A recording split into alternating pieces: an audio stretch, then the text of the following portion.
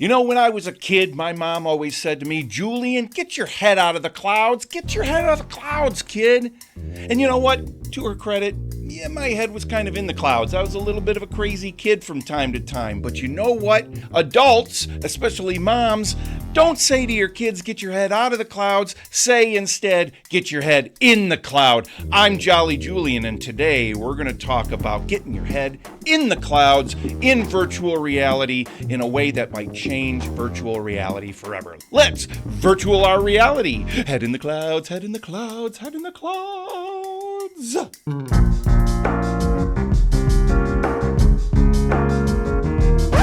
Today it's time to talk about getting the most out of your virtual reality and an opportunity that might be presenting itself sometime in the near future to make that within reach of almost anyone. I'm talking about what's called PCVR, virtual reality games and experiences that you play while tethered to a PC that is powerful enough to play those games. Now, standalone VR, like you might do with the Quest 2 or the Quest 3 or the Pico series, stuff like that, is fantastic. It really is. It's opened up the world of virtual reality to so many people. But what if you want something more?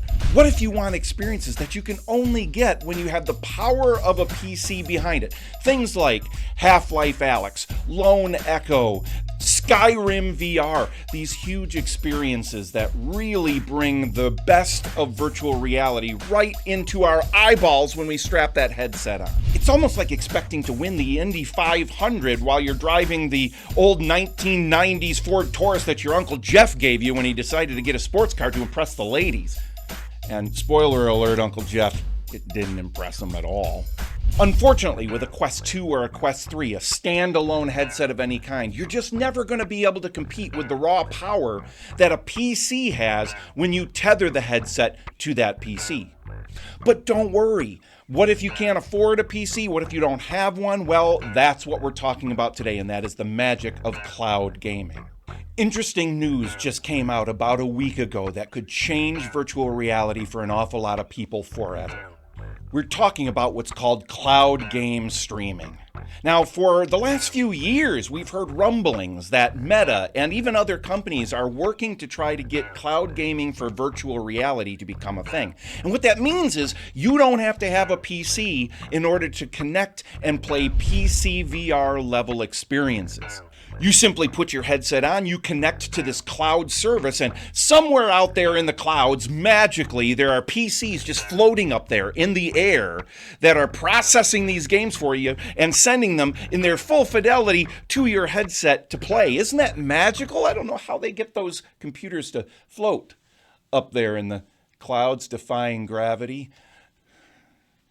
I don't know, that just blows the mind. Okay, so they're probably not up in the clouds, but they're housed somewhere, and they're doing the computing power that you would normally have to have in a powerful PC sitting right next to you.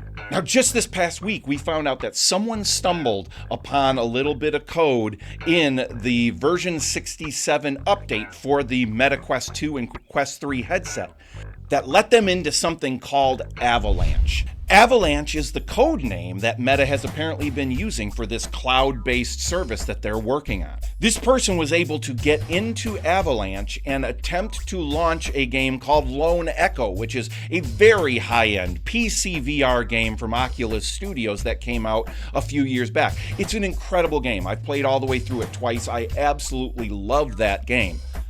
And this person was apparently able to try to launch it. Now, that game did not launch, but the fact that it was there shows that they are working toward having this become a regular part of their software in upcoming updates for the Quest 2 and Quest 3, possibly. Now, we have no confirmation of when this will be coming out or even if it will for sure. But when things like this find their way, worm their way into software, that's a good sign that they're really getting close to making this a reality. The rumor has it that this same person who tried to launch Lone Echo also attempted to launch Asgard's Wrath, the first one, Asgard's Wrath 1, not Asgard's Wrath 2 that already runs on standalone headsets like the Quest 3 and the Quest 2. We're talking Asgard's Wrath 1, which is a beast of a game, heavy-duty graphics, and is only playable on PCVR, and they are rumored to have gotten in and actually been able to play a bit of the game. So this is showing that they might be a lot farther along at Meta than we ever thought they were, with this potential avalanche of incredible games and experiences that people will be able to have without having to have the expensive PC. Now, standalone VR is obviously the most convenient way for an awful lot of people to be able to play VR. You just put the thing on, you turn it on and select what game or experience you want to get into, and you go, and you're right there. And that is really wonderful. With PCVR, there might be a couple of other steps, but once you get used to them, they're very easy to implement. I can be in PCVR in probably 1 minute more than it takes somebody to get into standalone VR now.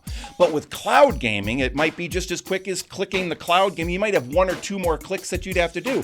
You'll have to click the cloud gaming service once you get in the headset, and then just pick which game you want to play. That might be how easy it'll be eventually when this service hopefully comes out for people. Now, if you already have a PC that's powerful enough to run VR, and it doesn't have to be super powerful, if it can even just run it a little bit, you can already connect your Quest 2 or Quest 3 headset to that PC and play PCVR right now. But if you don't already have that PC, this might be the holy grail for the best of VR experiences for you.